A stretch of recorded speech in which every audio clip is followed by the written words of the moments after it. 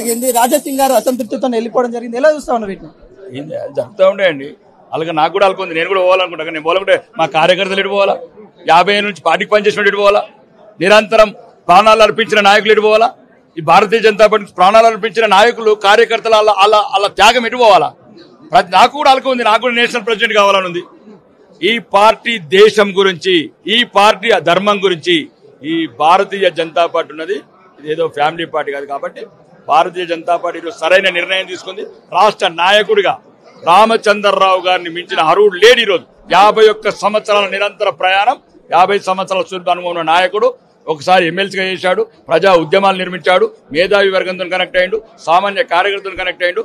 తెలంగాణలో భారతీయ జనతా పార్టీ సంపూర్ణ అవగాహన ఉన్న వ్యక్తి ఎవరన్నా ఉన్నారంటే రామచంద్రరావు గారు ఒక్కరే. నామినేషన్ అంతా తూచిగా జరుగుతా ఉంది. మమ్మల్ని బెదిరించారు, ఫోన్ కాల్ చేసి బెదిరిస్తా ఉన్నారు అని చెప్తా ఉన్నారు కదా రాజా సింగ్ గారు. ఎలా చూస్తా ఉన్నారు? ఇప్పుడు భారతీయ జనతా పార్టీ అండి, సుమారు 500 మంది మీ వీడియో రికార్డుల మధ్యలో ఉన్నాము. అట్లాంటిది ఏం జరగలేదు, జరగదు కూడా. ఎప్పటికీ రాజా సింగ్ గారు చిన్న కుటుంబంలో టీ కప్ల తుఫాను, మా కుటుంబంలో ఒక చిన్న సమస్య, మేము సర్ది చెప్పుకుంటాం. అవసరమైతే రాజా సింగ్ నాకైతే సొంత అన్నతో సమానం. ఆయన అడుగుజాడలు నడిచే వ్యక్తులం. ఈరోజు తెలంగాణ బీజేపీకి ఆయన ఒక ఆస్తి, ఒక వజ్రం. ఆ వజ్రాన్ని వదులుకోము. ఈరోజు వజ్రాన్ని కొద్దిగా నర్వస్నెస్ ఉండొచ్చు, అవసరమైతే రేపు వెళ్తాము. మా కుటుంబ సభ్యుడిని, మా అన్నని, మా స్ఫూర్తి ప్రదాతని, తెలంగాణ బీజేపీకి ఆయువు పట్టైన, యువతకు ఇన్స్పిరేషన్ అయిన రాజా సింగ్ ని బయట టాక్ ఏంటంటే సీనియర్లు అందరిని పక్కన పెట్టేసి ఒక డమ్మీ క్యాండిడేట్ తీసుకుని వస్తా ఉన్నారు. బీఆర్ఎస్ కి మేల్ చేయడానికి బీజేపీ బీఆర్ఎస్ చెప్పాను కదా. 1975లో పార్టీకి వచ్చిన చెప్పమను కదా ఎవరు సీనియర్లు. అవి ఏం మాటలండి? రామచంద్రరావు గారు 1975 నుంచి 83 వరకు 81 వరకు ఏబీపీలు ఉండి బీజేపీ నాయకుడుగా, తర్వాత బీజేపీ నాయకుడిగా, శాసన మండలి శాసనసభ్యుడిగా, ఉమ్మడి ఆంధ్రప్రదేశ్ లో ప్రధాన కార్యదర్శిగా ఎన్నో పదవులు అధిరోహించి తెలంగాణ కాదు ఉమ్మడి ఆంధ్రప్రదేశ్ లో ప్రతి గ్రామం మీద, పార్టీ శాఖల మీద, కార్యకర్తల మీద పట్టున్న నాయకుడు. ఈ రోజు మేము అదృష్టంగా భావిస్తున్నాం. తెలంగాణ బీజేపీకి ఈ రోజు ఒక శుభ సూచకం. ఇంకా ఏదైతే ఉందో రామచంద్రరావు గారి నాయకత్వంలో అందరం ఒకటేసారి ఆయన మాటనే మాకు వేదం లాగా ముందుకెళ్తాం. కేసీఆర్ ని రేవంత్ రెడ్డి ఎదుర్కొనే సత్తా ఉందని అంటారా? ఇక మీరు మారారు, ఇక మీడియాలు మారారు. కేసీఆర్ ని రేవంత్ రెడ్డిని ఓడగొట్టింది ఎవరు? కామారెడ్డిలా? కేసీఆర్ ని రేవంత్ రెడ్డిని ఓడగొట్టింది ఎవరు? కామారెడ్డిలా? బీజేపీ వెంకటరమణారెడ్డి అనే ఒక నాయకుడు. మీకు అవసరమైతే రేపు మళ్ళా కొడంగల్లా అక్కడ కేసీఆర్ నిలబడతాడు అప్పటికి పెద్ద మనిషి. కానీ ఆ ఇద్దరి మీద మా కార్యకర్తలు నిలబెట్టి గెలిపించుకుంటాం. మాకొకటేనండి, కమలం ఒకటే గమనం.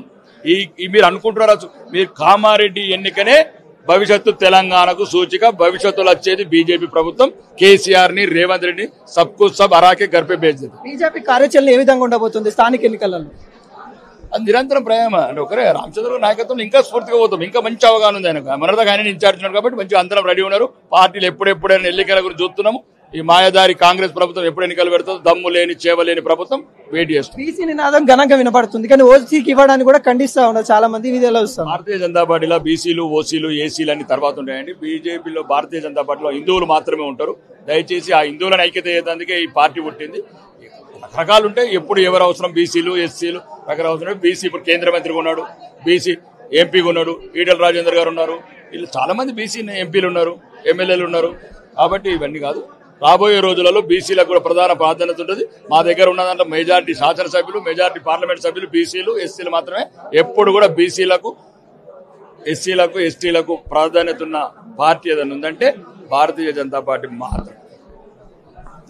సో రాజా సింగ్ గారు రాజీనామా లెటర్ కాదు, అది ఒక చిన్న లవ్ లెటర్ లాగా ఇచ్చారు. చిన్న అలక చేశారు. దాన్ని మేము మళ్ళీ తర్వాత అలక తీస్తారు. ఖచ్చితంగా అధిష్టానం వినే పరిస్థితి కనబడతా ఉంది. అధిష్టానం దగ్గరికి తీసుకెళ్తాము. నాకు ఒక సొంత సోదరు లాంటి వాళ్ళు రాజా సింగ్ గారు అన్నది కూడా వ్యక్తం చేస్తా ఉన్నారు. అదేవిధంగా ఇక నెక్స్ట్ గవర్నమెంట్ మాదే, నెక్స్ట్ గవర్నమెంట్ లో మేమే రాబోతా ఉన్నాము, బీజేపీ గవర్నమెంట్ మాదే ఉండబోతుంది అన్నట్టు కూడా మరి ఎమ్మెల్యే పైడి రాకేష్ రెడ్డి గారు చెప్తా ఉన్న పరిస్థితి కనబడతా ఉంది. ఒక కోలాహలం బీజేపీ ఆ భవన్ లో హడావుడి వాతావరణం అయితే నెలకొందా ఉన్న పరిస్థితి కనబడతా ఉంది. కెమెరామెన్ రవీందర్ తో అనిల్, బీజేపీ భవన్.